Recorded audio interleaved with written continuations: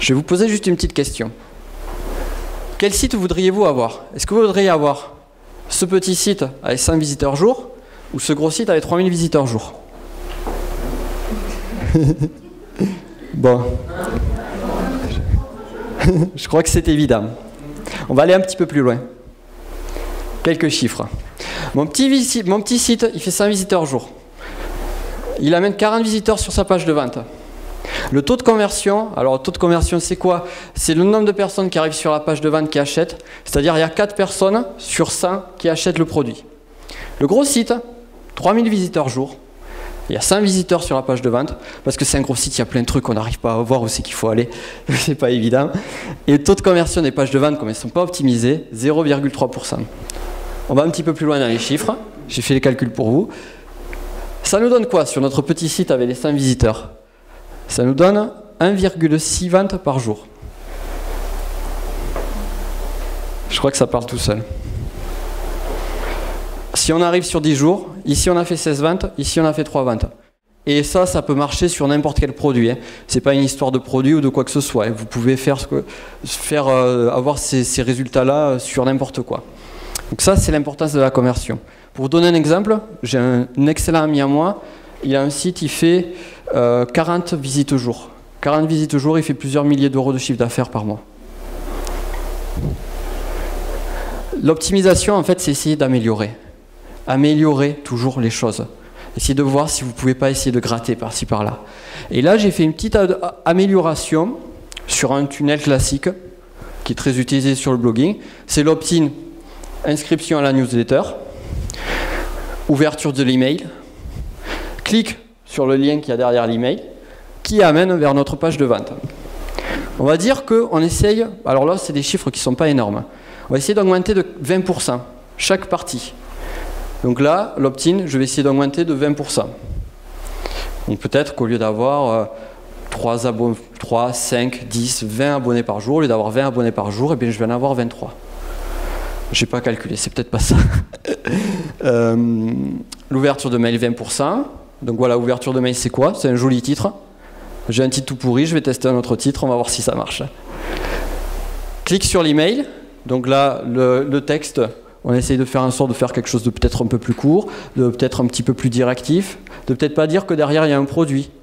Parce que ça va peut-être rébuter et les personnes ne vont pas vouloir aller sur la page de vente. Et sur la page de vente, on va essayer d'améliorer un petit peu les choses. On peut faire des petites améliorations bien sympas. Rien que du design, ça peut aider. C'est pas forcément ce que je recommande, mais ça peut être une solution. Résultat. 20% par-ci, 20% par-là, on a augmenté de 20% à chaque fois. On arrive à un résultat de 2, donc j'ai fait le calcul pour vous, ça fait une augmentation de 100%. C'est-à-dire qu'on a fait des petites améliorations, ça et là, et au lieu de faire peut-être 4 ventes dans la journée, vous allez en faire 8. Rien que par leur optimisation. Donc c'est pour ça. Et ça, c'est un des points que beaucoup de personnes oublient.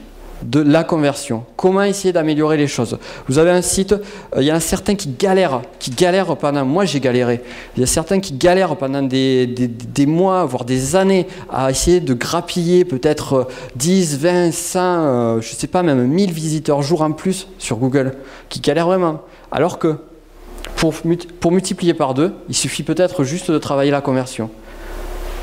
Imaginez le travail que ça représente déjà, projetez-vous, et posez-vous la question, le temps et l'énergie qu'il va vous falloir pour doubler votre trafic.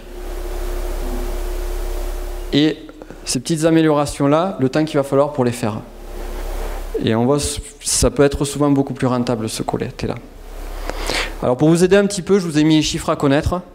Là aussi, ça n'engage que moi et c'est plus orienté sur l'activité du blogging et l'activité de produits numériques. Concentration sur la conversion sur squeeze page ou inscription à la newsletter. Conversion à la page de vente, bien évidemment. Ça, c'est hyper important. Le revenu par visiteur. Ça, c'est un chiffre à connaître. Vous avez un visiteur qui vient sur votre page de vente, combien vous gagnez avec ce visiteur-là? Notamment pour les pubs. Ça, c'est chouette. Si vous savez que vous avez un visiteur qui vient sur votre page et que vous gagnez 2 € avec votre visiteur, eh bien, vous pourrez faire une pub avec du AdWords ou du Facebook Ads. Vous pouvez dépenser 1 € par visiteur sur votre page. 1 € au clic. Donc là, déjà, rien qu'en sachant ça, on sait si on peut faire de la publicité payante ou pas. Et après, j'en ai rajouté un troisième. Il y a différentes règles de calcul. On pourra en parler en particulier. Donc là, c'est plus entre parenthèses.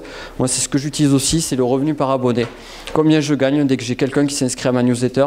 Combien je gagne avec cette personne-là? Donc il y a différents types de calculs pour le faire, du très complexe au très simple. Vous en mettez pas. Ne cherchez pas la complexification, parce que là aussi on peut vraiment rentrer dans le détail et dans le très technique et passer très loin. Concentrez-vous juste sur ces trucs-là.